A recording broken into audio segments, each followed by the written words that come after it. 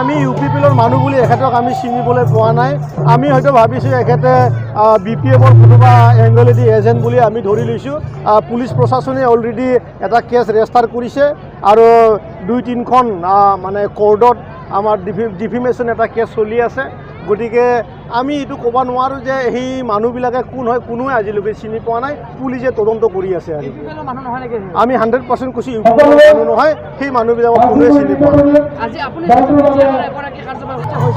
আমি ইউপিপিএলৰ মানুহ বুলি এখেতক আমি চিনিবলৈ পোৱা নাই।